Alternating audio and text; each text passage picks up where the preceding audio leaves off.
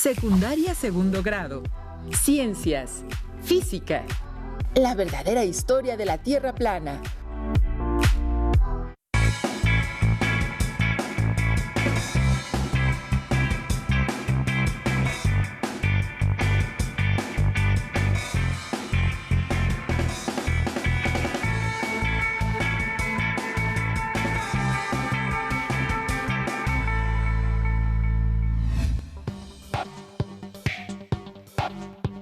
Bienvenidas y bienvenidos estudiantes de segundo grado de secundaria. Es un placer estar aquí con ustedes en una sesión más de Aprende en Casa correspondiente a la asignatura de Ciencias Física.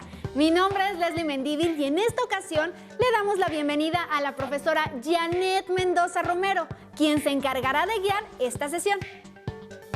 Gracias, Leslie. Eres muy amable. ¿Qué tal?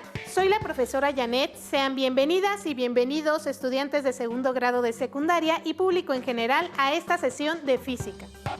Espero que se encuentren muy bien y que sigan cuidando de su salud, utilizando su cubrebocas correctamente, cubriendo nariz y boca, lavándose las manos constantemente, quedándose en casa si les es posible para disminuir el riesgo de contagios. El propósito de esta sesión es discernir información científica de otros tipos por medio de la reflexión de los saberes adquiridos acerca de las características de la Tierra y los demás planetas. Les recuerdo que es muy importante participar en las actividades de la sesión. Sugerimos que tengan a la mano su cuaderno y lápiz o bolígrafo. Y si tienen alguna discapacidad visual, preparen sus hojas Leyer, punzón y regleta. Todo esto para tomar nota de las ideas principales de la sesión, al igual que las preguntas y reflexiones que surjan para que puedan despejarlas más adelante. Tomen en cuenta su libro de texto, que es de gran utilidad para consultar dudas y para que puedan ampliar o comprender mejor el tema. Aquí les van las instrucciones de lo que van a realizar. Primero, van a observar la sesión muy atentas y atentos. Realizarán las anotaciones pertinentes, incluyendo las ideas o palabras clave del tema expuesto. No olviden anotar las palabras que no conozcan para que las puedan investigar después. Luego van a contestar unas breves preguntas que se les presentarán al final de la sesión. Recuerden que también pueden investigar en páginas confiables de Internet y en otros libros de texto especializados. Si ya tenemos todo listo, comencemos. Para entrar en el tema, les haré una pregunta a todas y todos. ¿Qué forma tiene la Tierra? ¿Tú qué me puedes decir al respecto, Leslie?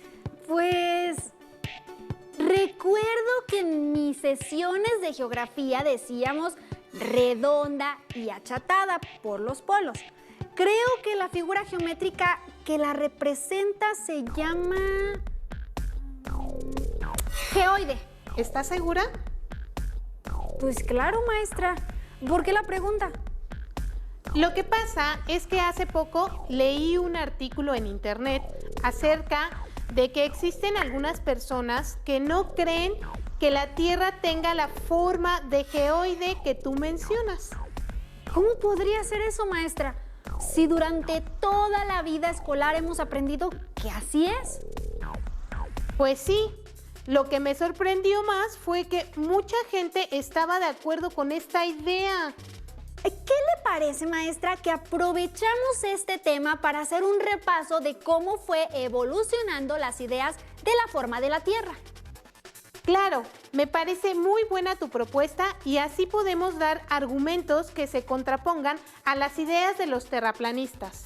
Maestra, ¿qué es eso de terraplanista? El término me suena, pero no sé qué es. Una persona que se hace llamar terraplanista piensa que la Tierra no tiene forma esférica, sino que es como un disco plano. Ahora que lo menciona, sí había escuchado acerca de los terraplanistas. Cuando me enteré de las ideas que sostenían, lo primero que pensé es que eran personas que no tenían estudios. Sí, también lo hice, pues me pareció una idea descabellada, pero me llevé una gran sorpresa al saber que no es ignorancia. Estas personas, al igual que tú y yo, estudiaron el sistema solar y sus planetas en la escuela, pero después consideraron que todo eso de la bola, como le llaman al modelo geoide, es una gigantesca manipulación para mantenernos sometidos. ¿Sometidos a qué? ¡Qué raro! Eso me suena como una teoría de conspiración. Tienes razón. En esta sesión haremos un recuento de los descubrimientos, datos y evidencias que se han generado a lo largo de la historia y que nos demuestran que la Tierra no es plana. Comencemos por ver un video en el cual observemos algunas concepciones que tenían diferentes civilizaciones antiguas acerca del universo y de la Tierra. A lo largo de la historia de la humanidad en diversos pueblos han surgido distintas cosmogonías, es decir, ideas acerca del origen del universo. En general hay dos grandes cosmogonías. Por un lado, la que considera que el universo tuvo un principio y tendrá un fin, y por otro, la que surge de mitos en los que se supone el universo fue creado por algunos dioses. Conozcamos algunos de estos mitos. Los egipcios que se asentaron en el noreste de África sostuvieron que antes de la creación del universo prevaleció el dominio del dios Nun, en lo que denominaron las aguas del caos inicial. Y cuando Nun tomó conciencia de dichas aguas, surgió su dios principal, Ra-Atum, quien hizo emerger la primera materia sólida que representó a Egipto. También sostuvieron que Ra-Atum creó a Shu, el aire, y a Tefnut, la humedad, la lluvia, el rocío, y que ellos a su vez crearon a Nut, el cielo con estrellas sobre su cuerpo, y a Heb, la tierra. Según el Libro de los Muertos, el libro sagrado de los egipcios, el sol, la luna y los planetas eran divinidades que se desplazaban por el cielo en barcas parecidas a las que navegaban por el río Nilo, y que el cielo era sostenido por altas montañas. Por su parte, los mayas en el sureste de la República Mexicana relatan en su libro sagrado, el Popol Vuh, escrito durante la segunda mitad del siglo XVI en lengua maya quiché, que los dioses creadores Tepeu y Gucumatz se encontraban en un escenario estático, en medio de una oscuridad como la noche, cuando llevaron a cabo su obra de la creación. Pues el mundo surgió de su palabra por medio de una fuerza creadora que hizo emerger la tierra de las aguas, y que después se formaron los valles y las montañas, así como los animales y los demás seres vivos. Los aztecas en México, por otro lado, consideran que el universo surgió por obra de los dioses Tezcatlipoca y Quetzalcóatl, y que para lograrlo derrotaron a un monstruo mítico llamado Cipatli, que era un reptil acuático hambriento y sanguinario. Según este mito, Tezcatlipoca se cortó una pierna para que Cipatli la devorara, y mientras lo hacía, Quetzalcóatl lo mató con el fin de utilizar su cuerpo como material para crear la tierra que hoy conocemos. De acuerdo con la cosmogonía azteca, el mundo se ha destruido y ha renacido en diferentes eras, con la destrucción del primer sol y la creación de nuevos soles sucesivos por obra de los dioses. La piedra del sol señala las 5 fechas en que, según el mito, se ha destruido cada era. Ahora bien, los incas, en Perú, describen que antes de la creación del universo hubo una época en la que predominaba el silencio y la oscuridad. Asimismo que el dios de la creación, también llamado Pachacamac, el que anima al mundo universo, o Viracocha, Pachaya Chachi, el creador, hizo la luz y produjo todas las cosas. Formó seres humanos de piedra y animales de las hojas de los árboles. En la India, los indios creyentes del hinduismo piensan que el universo se originó en el interior de un huevo cósmico, contenido en los anillos de Seshu, también conocida como la cobra negra, y que Brahma, el dios de la creación, dividió el huevo en 2 mediante un acto de pensamiento, y con una mitad formó el cielo, y con la otra la tierra. Asimismo, los hindúes consideran que el universo está formado por un mar de leche, que una enorme tortuga nada en el océano y sobre su caparazón se apoyan 4 elefantes, los cuales a su vez sostienen la tierra sobre sus lomos, que en el centro de la tierra se forma una gran montaña donde un fuego que gira a su alrededor ocasiona el día y la noche, y que Seshu, la serpiente, con un anillo superior contiene a la bóveda celeste. Maestra, qué interesante. En la cosmovisión de los hindúes estaba planteada la consideración de que la tierra era plana y que era cargada por 4 elefantes. Así es. Todas estas ideas fueron producto de la curiosidad y del ingenio de todas esas culturas. Tienen un gran significado y valor por sí mismas. Se han ido modificando con el paso del tiempo para llegar a las nociones generalmente aceptadas y validadas por la ciencia que tenemos hoy en día. Cuéntenos más acerca de eso, por favor, maestra. Con gusto. Remontémonos a la civilización griega antes de nuestra era. Comencemos por recordar a Tales de Mileto, quien fue el primer filósofo a quien se le atribuye el comenzar a pensar en este tema. En el siglo VI, antes de nuestra era, él proponía que la Tierra era una isla que flota en el agua. Se piensa que probablemente le surgió esta idea al escuchar de historias de la mitología mesopotámica que hablaban de un disco plano de piedra en medio de un gigante océano. Pitágoras, por otra parte, aludía a una tierra esférica, aunque basado en la teoría sobre la armonía de las esferas, donde todos los cuerpos celestes, incluidos la Tierra, son reconocidos de forma esférica. Aunque cierta su idea, en ese momento no tenía mucho sustento e incluso algunos de sus discípulos discrepaban y mantuvieron una visión de la Tierra de forma plana. También podemos mencionar a Platón, quien aseguraba que la Tierra era una esfera, aunque no ofreció ninguna justificación para esto. Hay que destacar que todas estas concepciones de estos grandes filósofos solo eran ideas y no estaban sustentadas con experimentos u observaciones directas. Tiene razón, maestra. Si recuerdan, en algún momento de sus sesiones de Aprende en Casa, se mencionó que la experimentación era mal vista en épocas antiguas. Tienes razón. Aristóteles es considerado el primer filósofo griego que contribuyó con argumentos observacionales que sustentaban a la idea de una tierra esférica. ¿Cómo cuáles observaciones hizo Aristóteles, maestra? Por ejemplo, notó que algunas estrellas eran visibles en ciertos territorios, pero no en otros. También observó que la sombra proyectada por la Tierra sobre la Luna durante un eclipse era redonda. ¡Qué observador! Sí que lo fue. En general, Aristóteles desarrolló una visión en la cual destacaba la figura esférica como una forma divina, al ser simple y homogénea. Incorporó esta forma en su teoría acerca de cómo estaba conformado el universo. Propuso que estaba constituido de esferas de diferente material como fuego, aire, agua y tierra. Ese planteamiento de Aristóteles me parece muy interesante, maestra. Incluso recuerdo que la figura esférica fue retomada por varios filósofos posteriores a él para plantear sus ideas del universo. Es correcto, Leslie. Ahora, hablemos de otro griego quien aportó muchas ideas y evidencias al entendimiento de nuestro planeta y su forma. Me refiero al astrónomo, matemático, geógrafo Eratóstenes. Eratóstenes, él fue el que calculó la circunferencia de la Tierra, ¿no es verdad? Así fue. Él calculó la circunferencia de la Tierra utilizando su observación y la geometría.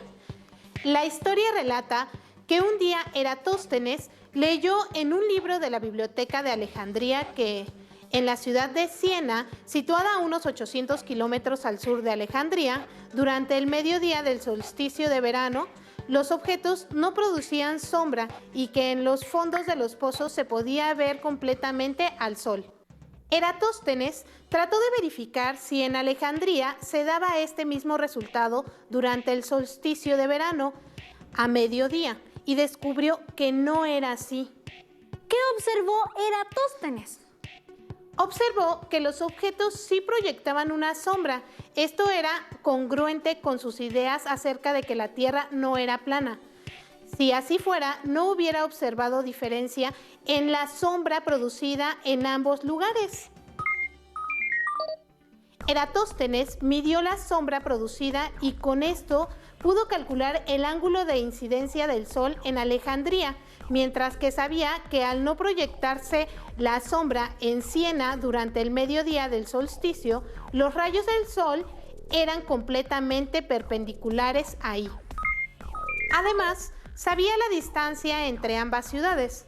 Con toda esta información, calculó que la circunferencia de la Tierra debería de ser de 250.000 estadios aproximadamente, unidad de medida de longitud utilizada en ese entonces, y que ahora sería equivalente a unos 39.690 kilómetros aproximadamente, mientras que la medida de la circunferencia de la Tierra aceptada actualmente es de alrededor de 40.075 kilómetros.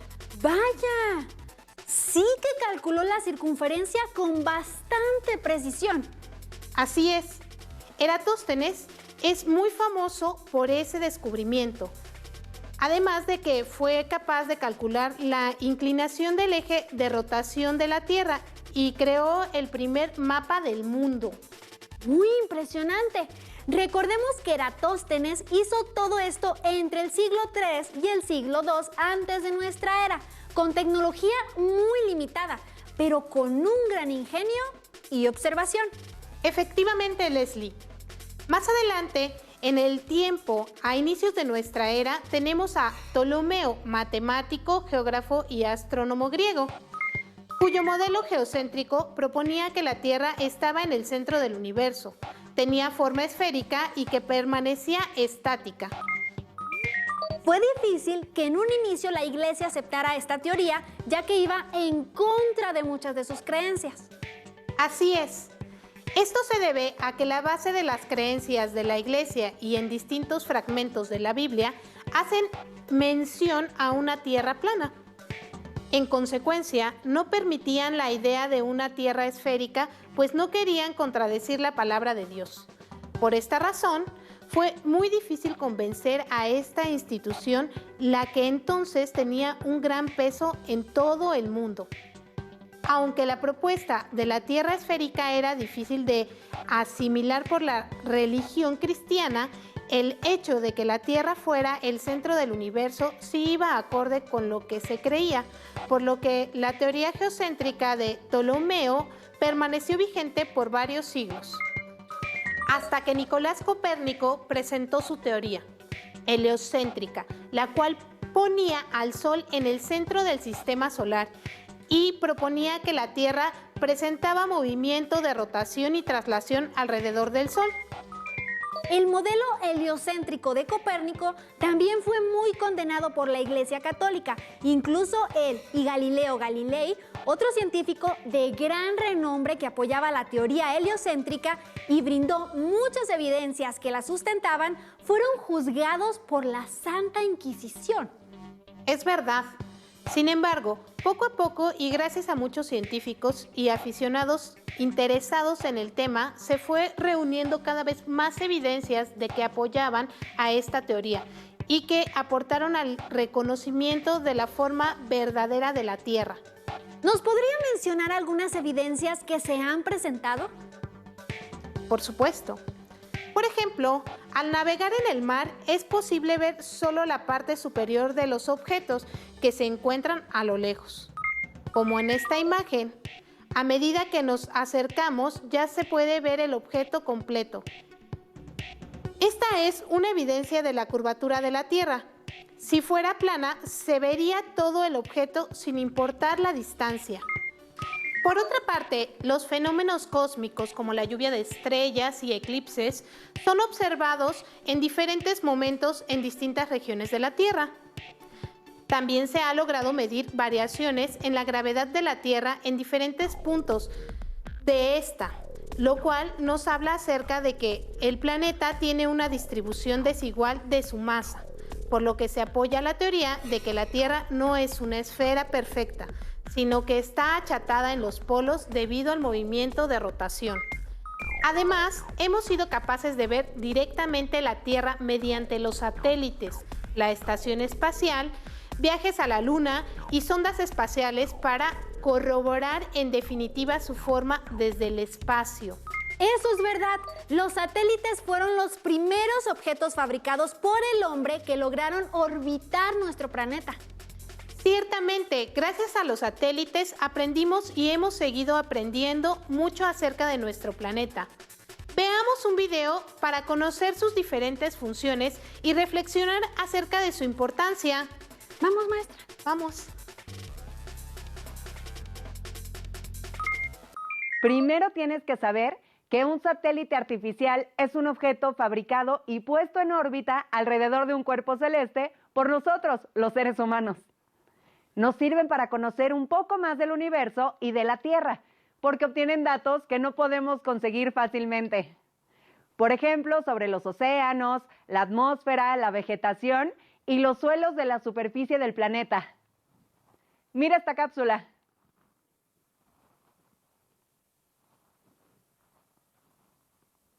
Los satélites se lanzan al espacio por medio de un cohete y están programados para seguir una ruta según la tarea que vayan a cumplir. Tienen dos partes principales: la antena, que recibe y envía información, Y la fuente de alimentación, baterías o paneles solares que les proveen de energía para funcionar. Los satélites capturan los datos y los descargan en estaciones terrenas, donde son almacenados para que la comunidad científica los analice. Los más de 3.000 satélites artificiales que giran alrededor de la Tierra brindan información para comprender diversos procesos que ocurren en ella. Hay dos tipos básicos de satélites según la dirección en la que se mueven: los polares, que van de polo a polo, Y los geoestacionarios, que orbitan sobre el ecuador siguiendo la rotación del planeta. Otros satélites, los geosincrónicos, viajan a la velocidad de rotación de la Tierra, en una órbita con inclinación variable respecto al plano del ecuador. Se encargan de enviar los datos para elaborar los pronósticos del estado del tiempo y para el funcionamiento de las telecomunicaciones. Y los satélites heliosincrónicos son aquellos que pasan cada día a la misma hora sobre un punto del planeta. Como pudimos ver, los satélites cumplen diferentes funciones y gracias a ellos tenemos imágenes espectaculares de la Tierra. Y a pesar de todas estas evidencias, ¿sigue habiendo personas que piensan que la Tierra es plana? Me cuesta trabajo creerlo.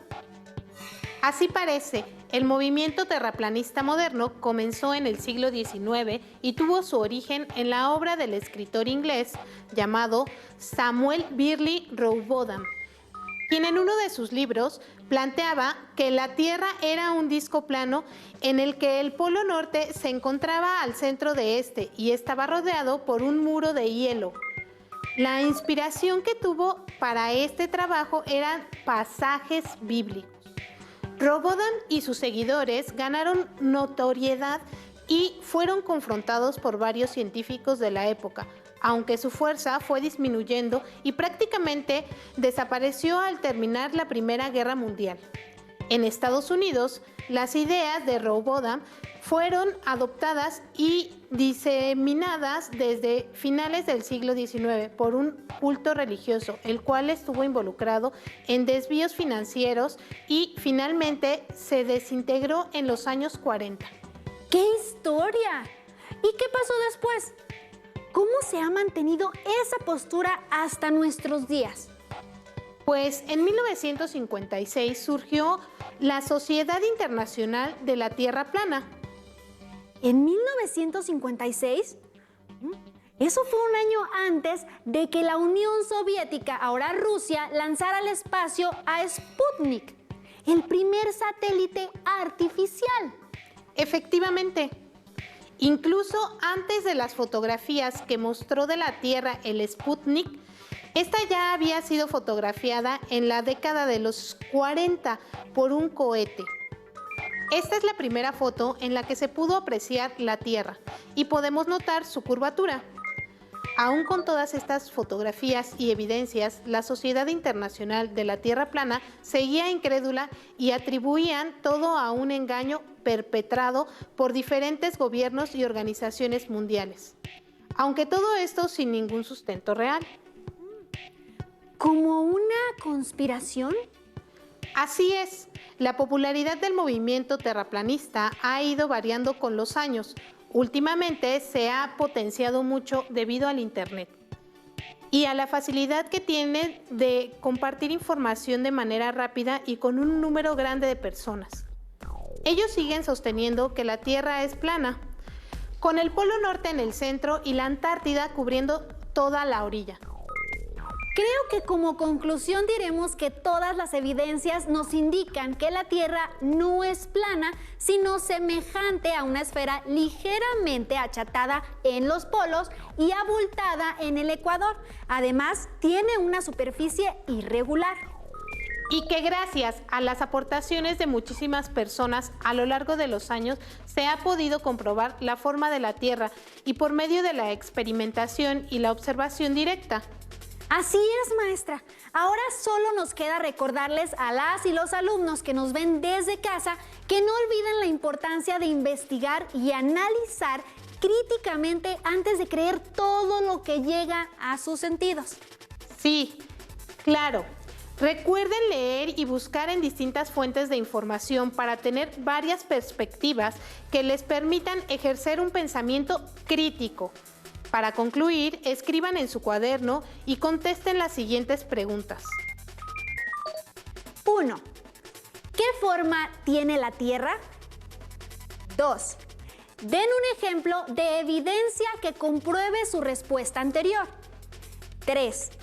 ¿Por qué es importante investigar antes de creer en toda la información que llega a nosotros? Espero que después de esta sesión puedan responder con más certeza a estas preguntas. Con esto concluyo mi participación, esperando que puedan indagar más sobre el tema. Me dio mucho gusto acompañarlos este día. Me despido de ustedes recordándoles que deben seguir las indicaciones de higiene y salud para frenar la propagación del virus. Agradezco su intervención en esta ocasión, maestra. Y a todas y todos los que nos ven, les invitamos a continuar con Aprende en Casa y a no perderse la próxima sesión de la asignatura Ciencias Física. ¡Hasta pronto! Maestra, qué buena sesión. Sí, así fue. La verdad que me gustó. Si tienes dudas o necesitas ayuda, llama al Centro de Apoyo Pedagógico a Distancia. El número de teléfono para secundaria es el 55 36 01 71 23. Si requieres consultar los libros de texto en versión digital, recuerda que los puedes encontrar en la página conalitec.cep.gov.mx. Y recuerda que también cuentas con el sitio aprendeencasa.cep.gov.mx, en donde podrás ver nuevamente los videos de los programas y además encontrarás actividades para fortalecer tus aprendizajes. También te invitamos a que consultes la plataforma nuevaescuelamexicana.cep.gov.mx.